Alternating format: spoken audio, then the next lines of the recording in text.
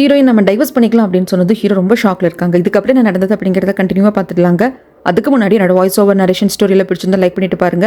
அப்படியே உங்கள் friend and family கூடயும் ஷேர் பண்ணிக்கோங்க. இது வரைக்கும் யாராவது சப்ஸ்கிரைப் பண்ணால் பார்த்துட்டு இருந்தீங்கன்னா மறக்காமல் சப்ஸ்கிரைப் பண்ணிக்கோங்க. இப்போ அவங்க வீடியோக்குள்ளே போயிடலாம். நம்ம ஹீரோக்கு ஒன்றும் புரியாமல் ரொம்ப அதிர்ச்சியை பார்த்துக்கிட்டே இருக்கிறப்போ நம்மளுக்கு அப்போ தான் ஃப்ளாஷ்பேக் காட்டுறாங்க. மண்டி போட்டு அவங்க அப்பாட்ட கேட்டிருப்பாங்க இல்லையா ஹீரோயின், எப்படியாவது ப்ளீஸ்ப்பா காப்பாற்றுங்க அப்படின்னு சொல்லிட்டு. அப்போ கூட ஒரு கேட்டிருந்திருப்பாரு, யாரை காப்பாற்றணும், உன்னையா இல்லை கிராண்ட் பிரின்ஸியா அப்படின்னு சொல்லிட்டு. அதுக்கு என் ஹஸ்பண்டான கிராண்ட் பிரின்ஸை தான் காப்பாற்றணும்னு சொல்லி கேட்டிருப்பாங்க. அப்போ டைவர்ஸ் பண்ணிட்டுன்னு சொல்லியிருப்பாங்க. நம்ம ஹீரோயினுக்கும் ஷாக்காக தான் இருக்கும், அண்ணா அன்னைக்கும் அப்படி தான் இருக்கும். என்னப்பா சொல்கிறீங்க அப்படின்னு சொல்லிட்டு ஹீரோயின் கேட்குறதுக்கு, இந்த பாரு இந்த கல்யாணத்தில் ஆரம்பித்த பிரச்சனை தான் எல்லாமே, இந்த கல்யாணமே ஒரு கான்ட்ராக்ட் மேரேஜ்னு தான் சொல்கிறாங்க. ஸோ நீ ஹீரோவை காப்பாற்றணும்னு நினச்சா அப்படின்னா ஹீரோவினை டைவர்ஸ் பண்ணுறது நல்லதும்பாங்க. சரிப்பா, ஆரம்பத்தில் ஹெல்ப் பண்ணுங்கன்னு கேட்டப்போ எனக்கா இல்லை கிராண்ட் பிரின்ஸுக்கான்னு கேட்டிங்கல்ல, எனக்கு ஹெல்ப் பண்ணுங்க, என்ன காப்பாற்றுங்க அப்படின்னு சொல்லி கேட்டிருந்தா என்ன சொல்லியிருப்பீங்க? அப்பவும் டைவர்ஸ் பண்ணணும் தான் சொல்லியிருப்பேன். டைவர்ஸை தவிர்த்து வேறு எந்த ஒரு வழியும் கிடையாது, நீ டைவர்ஸ் பண்ணுறது மட்டும் தான் நல்லது அப்படிம்பாங்க. ஏன்னா இப்போ நிறைய பிரச்சனை வந்து ஆட் ஆன் ஆகிக்கிட்டே இருக்குது. இப்போ வந்துட்டு இந்த கான்ட்ராக்ட் மேரேஜ் பிரச்சனையா, அதனால இவங்க கல்யாணத்தப்போ மயக்கம் போட்டு விழுந்தது, அந்த பாய்சன் இதெல்லாம் கூட ஆக்டிங்னு வருதா. அது மட்டும் இல்லாமல் ஃபர்ஸ்ட் அந்த குட்டி அரசரோட பர்த்டேக்கு ரெட் கலர் ட்ரெஸ் போட்டு போனப்போ தானே குட்டி அரசரோட அந்த கிங்கோட சேம்பர் வந்து நெருப்பிடிச்சு எரிஞ்சிருக்கும். அதுக்கெல்லாம் கூட ஹீரோயின் காரணமாக இருப்போம் அப்படிங்கிற மாதிரி நியூஸ் போயிட்டு இருக்கு. ஹீரோயினை மட்டும் காரணம் கட்டினா பரவாயில்ல, இது கூட சேர்ந்து இந்த கிராண்ட் பிரின்ஸும் தான் எல்லாம் பண்ணிட்டு இருக்கான் போல அப்படின்னு வர்றதுனால தான் நம்ம ஹீரோயின் இவ்வளோ வந்து ரொம்ப வேதனைப்படுறாங்க. இப்போ ஹீரோ கிட்டேயும் நம்ம டைவர்ஸ் பண்ணிக்கலாம் அப்படின்னு சொல்லி கேட்டாச்சு. ஹீரோ என்ன எதுக்காகன்னு கேட்கறதுக்கு, நான் நிறைய இழந்துட்டேன், இதுக்கு மேலேயும் வந்து என்னால் இழக்க முடியாது, நிறைய பிரச்சனைகளாக போயிட்டுருக்கு, கம்பெனி ஷேர்ஸும் வந்து ரொம்ப டவுனாக போயிட்டுருக்கு, அதனால இந்த கல்யாணத்தில் நிறைய கெயின் பண்ணலான்னு தான் நான் பார்த்தேன், பட் நான் இழக்கிறதா ஜாஸ்தியாக இருக்குது, அதனால இந்த பிரேக்கப் பண்ணிக்கலாம், அதாவது டைவர்ஸ் பண்ணிக்கலாம்னு சொல்லுவாங்க. ஹீரோக்கு மனசே கேட்காது. அப்படியே வெளியே வாக்கிங் வரப்போ ஒரு சேம்பர் அப்படியே வெறிக்க பார்த்துட்டு இருப்பாங்களா, அது வந்து கிரவுன் பிரின்ஸோட சேம்பர். இப்போ அந்த சேம்பரில் யாருமே இல்லை, ஏன்னா இப்போ கிரவுன் பிரின்ஸ் அப்படின்ட்டு யாருமே கிடையாது. ஆனால் அந்த இடத்துல போய் இருக்கணும் போல அப்படின்னு தோணுது, தனியாக இருக்கணும் போல தோணுது. அதனால ஹெட்மேட் அனுப்பிச்சிட்டு அந்த கிரவுன் பிரின்ஸோட சேம்பருக்கு போயிட்டு பயங்கரமாக நம்ம ஹீரோ கதறி அழுவார். அப்போ ஒரு விஷயத்தை வந்து யோசிச்சும் பார்ப்பாங்க. நம்ம ஹீரோவோட அண்ணா கிரவுன் பிரின்ஸாக இருந்தப்பவே அவங்களுக்கு கல்யாணம் பண்ணி வச்சுருப்பாங்க. அது மட்டும் இல்லாமல் இவர் அவங்க மனைவி கூட டைம் ஸ்பெண்ட் பண்ணவே மாட்டார்.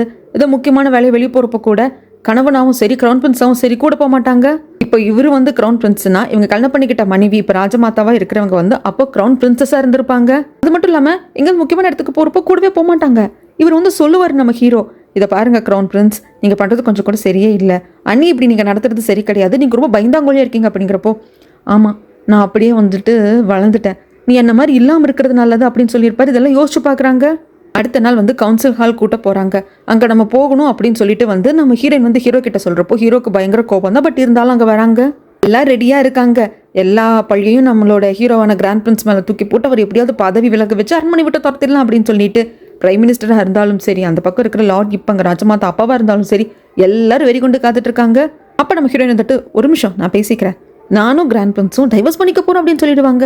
இது ஒரு பக்கம் நடக்கிறப்போ பேரலாக இன்னொரு விஷயத்தையும் நடக்கிற மாதிரி நம்ம ஹீரோயின் செட் பண்ணியிருப்பாங்க. ப்ரெஸ் மீடியா பீப்பிள் எல்லாத்தையும் கூப்பிட்டு அண்ணா அண்ணியை வந்து சில விஷயங்கள் பேச சொல்லியிருப்பாங்க. அண்ணாவை தான் பேச சொல்லியிருப்பாங்க. அவர் கொஞ்சம் பயம் இந்த கேமராவெல்லாம் ஃபேஸ் பண்ணுறது. அண்ணி தான் ரொம்ப மோட்டிவேட் பண்ணி அனுப்பிச்சிக்கிறாங்க. இப்போ ரெண்டுமே மாறி மாறி காட்டுவாங்க. நான் ஃபஸ்ட்டு அங்கே ப்ரெஸ் மீட்டில் என்ன நடக்குதுங்க அப்படிங்கிறத சொல்லிடுறீங்க.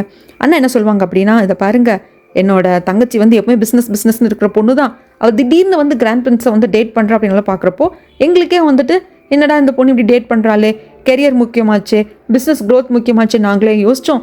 பட் அவங்க லவ்வில் ரொம்ப சீரியஸாக இருந்தாங்க, அதனால இந்த கல்யாணத்துக்கே நாங்கள் ஒத்துக்கிட்டோம். ஏன்னா ஆரம்பத்தில் ராஜ குடும்பத்தில் பொண்ணை கட்டி கொடுக்கணுமா அப்படின்னு எங்கள் அப்பாவும் நானெல்லாம் யோசிச்சது தான். பட் என்ன பண்ணுறது, என் தங்கச்சி ரொம்ப ரொம்ப பிடிவாதமாக இருந்தால், அவள் காதலில் உறுதியாக இருந்தால், அதனால கல்யாணத்துக்கு ஒத்துக்கிட்டோம். அப்புறம் இந்த கான்ட்ராக்ட் என்னங்க, யாராவது இப்படி கான்ட்ராக்ட் போட்டுக்குவாங்களா? அப்படி உண்மையான கான்ட்ராக்ட் மேரேஜாக இருந்தால் அது எப்படி இருக்கும்? இப்படியா இருக்கும்? இது ரொம்ப சில்லியான விஷயம். விளையாட்டுத்தனமாக நான் எழுதுனது, என் தங்கச்சியையும் என் தங்கச்சி வீட்டுக்காரையும் உட்கார வச்சுட்டு சும்மா காமெடியாக பேசிட்டு இருக்கிறப்போ எழுதுனது, இது எல்லாம் மாறி மாறி எழுதியிருப்போம். இதெல்லாம் போய் ஒரு விஷயமா பெருசாக நினச்சிட்டு இருக்கீங்க, எல்லாம் போய் சீரியஸ் எடுத்துட்டு இருக்கீங்க அப்படின்னு சொல்லிட்டு அந்த விஷயத்துக்கு ஒரு முற்றுப்புள்ளி வச்சிருப்பாங்க. இங்கே நம்ம ஹீரோயின், இதை பாருங்க, குட்டி அரசரோட பர்த்டேக்கு நான் தான் ரெட் கலர் ட்ரெஸ் போட்டு வந்தேன். அரசரை தவிர்த்து வேறு யாரும் ரெட் கலர் வந்து யூஸ் பண்ணவே கூடாது, பட் நான் போட்டு வந்தேன். அன்னைக்கு அவரோட சேம்பர் வந்து நெருப்பிடிச்சு எரிஞ்சுது. இது எல்லாமே என்னதான் பாயிண்ட் பண்ணதே தவிர்த்து கிராண்ட் பிரின்ஸை கிடையாது. அடுத்து எங்கள் கல்யாணத்தப்போ மயக்கம் போட்டு விழுந்தது நான், விஷம் வைக்கப்பட்டது அப்படிங்கிறது எனக்கு, அது என்ன ஏதுன்னு விசாரிக்கணும். அதுக்கப்புறமாக இந்த கான்ட்ராக்ட் மேரேஜ். கிராண்ட் பிரின்ஸ்க்கு என்ன இருக்குது, என்ன மாதிரி ஒரு சாதாரண பொண்ணை கல்யாணம் பண்ணிக்கிறதுல என்ன கெயின் இருக்குது? எனக்கு தான் எல்லா கெயினும் இருக்குது. இப்போ நானே டைவர்ஸ் பண்ணுறேன்னு சொல்கிறேன். இதுக்கப்புறமாக பிரைம் மினிஸ்டர் அந்த இன்வெஸ்டிகேஷன் எங்கள் 2 பேரோட திருமணத்தப்பவும் நாங்கள் குடித்த அந்த கப்பல், அதுவும் முக்கியமாக நான் குடித்த கப்பல் அந்த பாய்சன் இருந்தது அப்படின்னு நான் சொன்னேன் இல்லையா, நீங்கள் கூட டெஸ்ட் பண்ணிட்டீங்க இல்லையா, அது யார் வந்து அந்த இடத்துல வச்சது, அந்த கோப்பையில் அது வர்றதுக்கான காரணம் என்ன அப்படிங்கிறத தீர விசாரிங்க. இப்படி எல்லா விஷயமும் என்ன பாயிண்ட் பண்ணுறப்போ கிராண்ட் பிரின்ஸுக்கு இதுக்கு என்ன சம்மந்தம் இருக்குது? நானும் கிராண்ட் பிரின்ஸை டைவர்ஸ் பண்ணிக்க போகிறோம். இதுக்கப்புறம் எந்த ஒரு விசாரணையாக இருந்தாலும் சரி என்ன சார்ந்து மட்டுமே இருக்குமே தவிர்த்து கிராண்ட் பிரின்ஸாக தான் இருப்பார், அரண்மனைக்குள்ளே தான் இருப்பார், அரசரோட சேவகனாக தான் இருப்பார், க்ரௌனை பாதுகாக்கிற பாதுகாவலனாக தான் இருப்பார் அப்படின்னு சொல்லிடுவாங்க.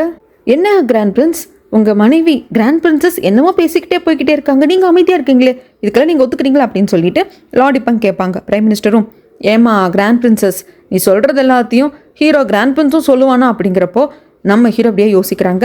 அங்கே இருக்கிற செக்ரட்டரியை பார்க்குறாங்க. அவங்க நம்ம ஹீரோவை பார்த்து ஆமாம் ஓகே அப்படிங்கிற மாதிரி தலையை சேர்க்க சடார்னு அங்கேருந்து அரச கட்டளை எடுத்துக்கிட்டு அரண்மனை சில பேர் வருவாங்க. அரச கட்டளை படிக்கிறப்போ எல்லாரும் நின்றுட்டு இருக்கணும். முக்கியமாக இந்த அரச கட்டளை நம்ம ஹீரோ காணுது. அதனால அவர் பவ் பண்ணி எல்லாத்தையும் கேட்குறாங்க. அதில் என்ன எழுதியிருக்கு அப்படின்னா, இறந்து போன அரசர் வந்துட்டு உயிர் எழுதியிருப்பார் இல்லையா, எனக்கு அப்புறமாக அரியணை என் தம்பி அயானுக்கு தான் அப்படின்னு சொல்லிட்டு அதுவும் அதில் அட்டாச் செய்யப்பட்டிருக்கு. இப்போ அரசராக இருக்கிற குட்டி அரசரும் சித்தப்பாவையே நான் அரசராக்குறேன், எனக்கு அந்த அளவுக்கு கேப்பபிலிட்டி கிடையாது, நான் சின்ன பையன்தான், ஸோ என்னால் இந்த நாட்டை வந்து பார்த்துக்க முடியல, என் சித்தப்பா தான் வந்து அரசராகணும், அதுதான் என் அப்பாவானா இறந்து போன அரசரோட ஆசையும் அப்படின்னு சொல்லிட்டு அவரும் எழுதியிருப்பாரு. இப்போ இந்த அரச கட்டளை தான் படிக்கப்படுது. எஸ், இதுக்கு முன்னாடி நம்ம ஹீரோ இருக்காங்க. ஹீரோ அந்த க்ரௌன் பிரின்ஸோட சேம்பரில் போய் நைட்டில் உட்காந்து அழுதுருப்பாங்க இல்லைங்களா, அங்கே ஒரு பாக்ஸ் இருந்திருக்கும். அந்த பாக்ஸ்க்குள்ளே அரசருக்கான உடை இருந்திருக்கும். அண்ணா கிட்ட பேசின மாதிரி யோசிச்சு பார்த்தாரு இல்லையா, கண்டிப்பாக நான் உன்ன மாதிரி கோழையா இருக்க மாட்டேன்னு அப்பவே யோசிச்சிருந்திருப்பாரு. யோசிச்ச கையோட அப்பவே குட்டி அரசோட சேம்பருக்கு வந்திருப்பாங்க. குட்டி அரசு இந்த மாதிரி லெட்டர் எழுத சொன்னது எல்லாமே நம்ம ஹீரோ தான். இப்படி அரச கட்டளையை படிச்சு முடிக்கிறப்போ லார்ட் இப்பங் கையா புயான்னு குதிக்கிறாரு. நீங்க குட்டி அரசரை மேனிபுலேட் பண்ணிருக்கீங்க அப்படி இப்படின்னு போறப்போ அரச கட்டளையை முழுசா வாசிக்க விடுங்க அப்படின்னு சொன்னதுக்கு அப்புறமாக மறுத்துருவாரு. அதாவது நான் அரசன் ஆக மாட்டேன்னு ஹீரோ மறுத்துருவாரா.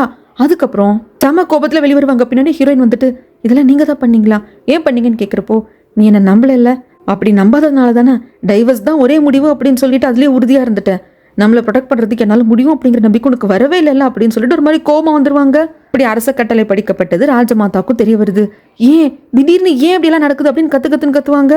ராஜமாதா கத்தாதீங்க, அரச கட்டளையை வந்துட்டு ஹீரோ எடுத்துக்கல, அவர் வந்து வேண்டான்னு மறுத்துட்டார் அப்படிங்கிறப்போ ஐயோ அதெல்லாம் ஃபார்மாலிட்டி தான். 3 வாட்டி இதே மாதிரி அரச கட்டளையே படிப்பாங்க. நீங்கள் அடுத்து அரசராயிடுங்கன்னு சொல்லிட்டு 3 வாட்டி மறுக்கிறது அப்படிங்கிறது ஃபார்மாலிட்டி. 3 வாட்டிக்கு மேலே கண்டிப்பாக கிராண்ட் பிரின்ஸ் அரசர் ஆய தீர்வார்.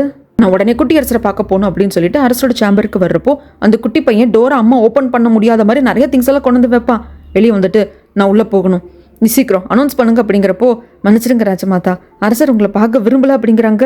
என்ன நினச்சிக்கிட்டு இருக்கீங்க, உள்ள நெருப்பை கொளுத்தி விடுங்க, வேற வழியெல்லாம் வெளியே தானே வருவோம் அப்படின்னு சொல்லிட்டு மனசாட்சியெல்லாம் ராஜமாதா பேசுவாங்க. ஆனா அரசரோட பர்சனல் மேட் இருந்துட்டு இதை பாருங்க, நான் அரசரோட பணிப்பேன், அரசரோட பாதுகாப்பும் அவரோட கம்ஃபர்ட் தான் எனக்கு முக்கியம், நீங்க சொல்றதுல கேட்க முடியாது, எனக்கு ஆர்டர் போடுறதுக்கு உங்களுக்கு ரைட்ஸ் இல்லைன்னு சொல்லிடுவாங்க. அப்போ நம்மளோட பிரைம் மினிஸ்டர் வந்து ராஜமாதா உங்ககிட்ட கொஞ்சம் பேசணும் அப்படின்னு சொல்லிட்டு அங்கே தனியாக கூப்பிட்டு போவாங்க. ராஜமாதா கிட்ட சொல்லுவாங்க, இந்த பாருங்க இதெல்லாம் நடந்திருக்கு, என்ன பண்ணலாம் அப்படிங்கிறப்போ இல்லை கண்டிப்பாக கிராண்ட் பிரின்ஸ் வந்து அரசனாக மாட்டான் அப்படிங்கிறாங்க. அப்படின்னு நீங்கள் நினைக்காதீங்க, அரசன் ஆகுறதுக்குள்ளே கிராண்ட் பிரின்ஸ் ஏதாவது பண்ணி ஆகணும்.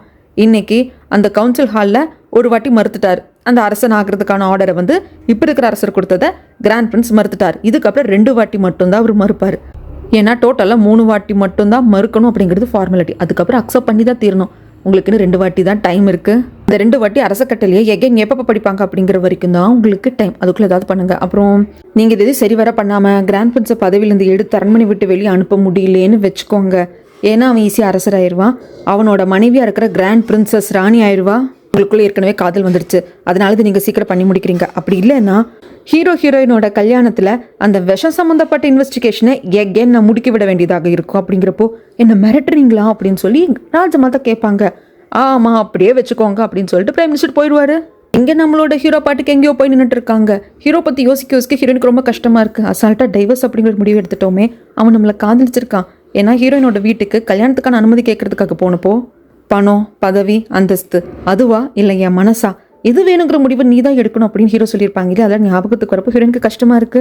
நைட் ஆயிடுச்சு, சீக்கிரமா அரண்மனையோட கதவி மூட போறாங்க. இவர் கண்டிப்பா வந்து தானே தேடணும். அப்படிங்கிறப்போ நான் தேட போறேன் அப்படிங்கிற சமயத்தில் செக்ரட்டரி வந்துட்டு ப்ளீஸ் நீங்களும் போயிட்டீங்கன்னா எங்க போய் தேடுதுன்னு தெரியாது, ஹீரோ எங்க இருக்காங்க நாங்களே தேடி சொல்றோம் அப்படிங்கிறாங்க.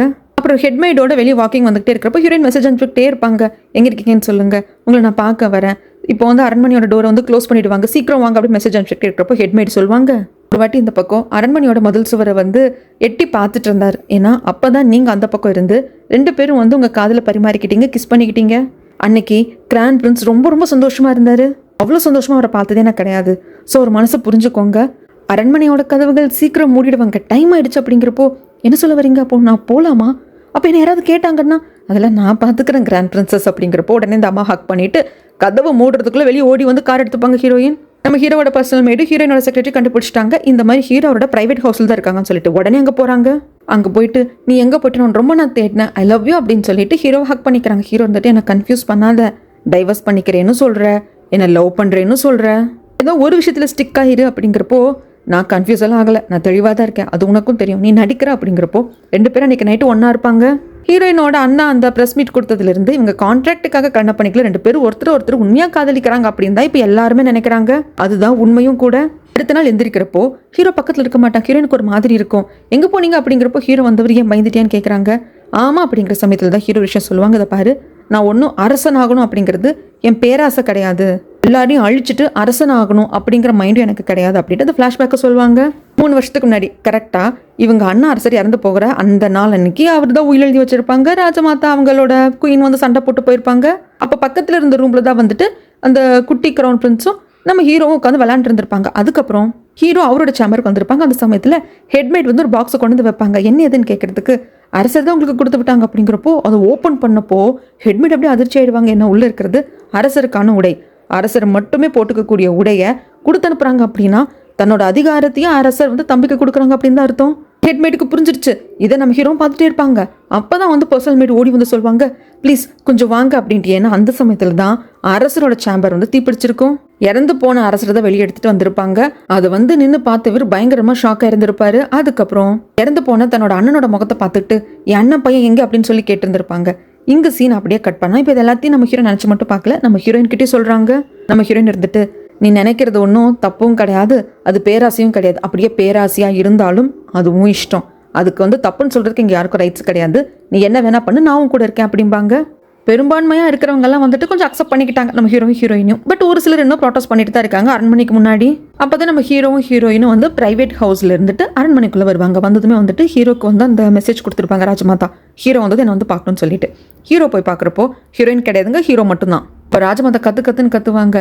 குட்டி அரசருக்கு 8 வயசு தான் ஆகுது அப்படிங்கிறதுனால அவரை பப்பட் மாதிரி வச்சுக்கிட்டு அவர் என்ன கட்டளையை கொடுக்கணும் அப்படிங்கிற மாதிரி நீ சொல்ல தானே அவர் எழுதியிருக்காரு அப்படிங்கிறப்போ, இதை பாருங்க ராஜமாதா, நான் ஒன்றும் குட்டி அரசரை பப்பட்டாக்கல, நீங்கள் தான் அப்படி வச்சுருந்தீங்க. இப்போ நான் பண்ணுறது அரசரை காப்பாற்றுறதுக்கு கிடையாது, அரசர் யாராக இருந்தாலும் எனக்கு அதை பற்றி கவலை கிடையாது, என் அண்ணன் பையனை நான் காப்பாற்றணும், அதுக்காக தான் நான் இத்தனையும் பண்ணியிருக்கேன் அப்படிம்பாங்க. ஏன் எல்லாமே ஏன் எனக்கு மட்டும் நடக்குது, நான் மட்டும் ஏன் எல்லாத்தையும் இழந்துக்கிட்டே இருக்கேன், நீயும் எல்லாத்தையும் இழக்கணும் அப்படிங்கிறாங்க. அப்போ தான் நமக்கு ஃப்ளாஷ்பேக் காட்டுவாங்க. இவங்களுக்கு ராஜமாதாக்கு வந்து நல்லா படித்து பெரியாள் ஆகணும், நிறைய ஒர்க் பண்ணணும் அப்படிங்கிற ஆசை இருந்திருக்கும் போல இருக்குங்க.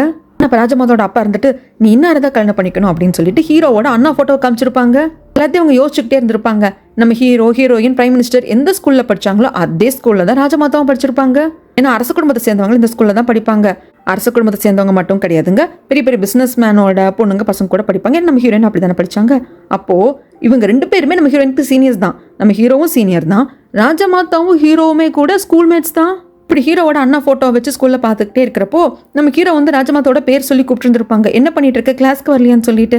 ஆக்சுவலாக நம்ம ராஜமாதாவுக்கு ஸ்கூல் படிக்கிற பேர் நம்ம ஹீரோ மேலே ஒன் சைடான ஒரு லவ் இருந்திருக்கும். ஆனால் யாரை கல்யாணம் பண்ணிக்கணும், எப்படி வாழ்க்கை அமைச்சுக்கணும் அப்படிங்கிறது எதுவுமே ராஜமாதாவோட கையில் இல்லை. உங்களோட படிப்பு, சந்தோஷம், ஆம்பிஷன், காதல் அப்படின்னு எல்லாத்தையும் சாக்ரிஃபைஸ் பண்ணியிருந்திருப்பாங்க ஹீரோவோட அண்ணாவை கல்யாணம் பண்ணிக்கிறதுக்காக. இப்போ இது எல்லாத்தையும் யோசிச்சு பார்த்துக்கிட்டு நீயும் எல்லாத்தையும் இழக்கணும் இல்லையா, நான் மட்டும் ஏன் எல்லாத்தையும் இழந்துக்கிட்டே இருக்கேன் அப்படின்னு சொல்லிட்டு அலற சமயத்தில் நம்ம ஹீரோக்கு என்ன சொல்கிறதுன்னு தெரியல.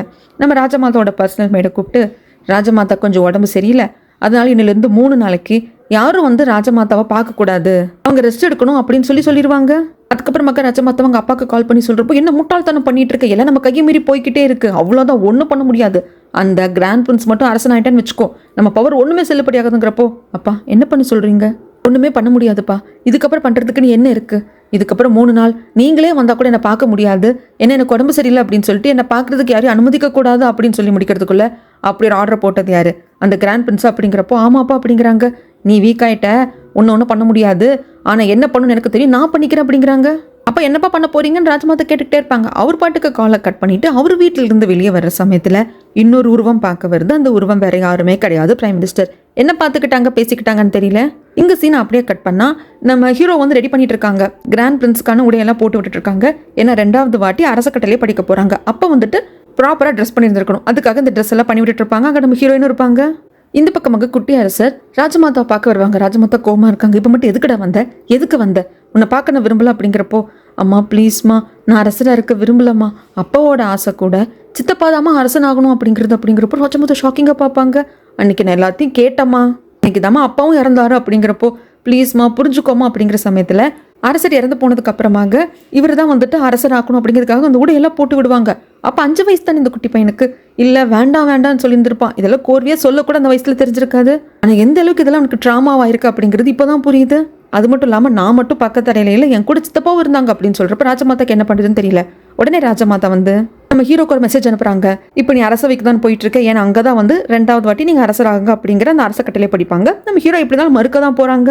அதுக்காக தான் போயிட்டு இருக்காங்க. ஆனால் அதுக்கு முன்னாடி கவுன்சில் ஹாலுக்கு வரியா, நான் உங்ககிட்ட முக்கியமான ஒரு விஷயம் பேசணும் அப்படிங்கிறப்போ ஹீரோ அந்த மெசேஜை பார்த்துட்டு பக்கத்தில் இருக்கிற செக்ரட்டரி கிட்ட சொல்லுவாங்க, இன்னும் எவ்வளோ நேரம் இருக்குது அவங்க அரச கட்டளை படிக்கிறதுக்கான டைம், இன்னும் 1/2 hour இருக்குது கிராண்ட் பிரின்ஸ் அப்படிங்கிறப்போ, சரி அதுக்குள்ளே கவுன்சில் ஹால் நம்ம போகணும் வா அப்படின்னு சொல்லிட்டு கூப்பிட்டு போவாங்க. இங்கே பிரைம் மினிஸ்டர் இங்கே வந்துட்டாங்க, அரண்மனைக்கு வந்துட்டாங்க, வெளியே இருக்காங்க, காருக்குள்ளேயே இருக்காங்க. பொறுமையாரு கேம் ஆரம்பிக்கிறதுக்கு என்ன டைம் இருக்குது, கரெக்டான டைமுக்கு போகலாம் அப்படின்ட்டு காருக்குள்ளேயே இருக்காங்க.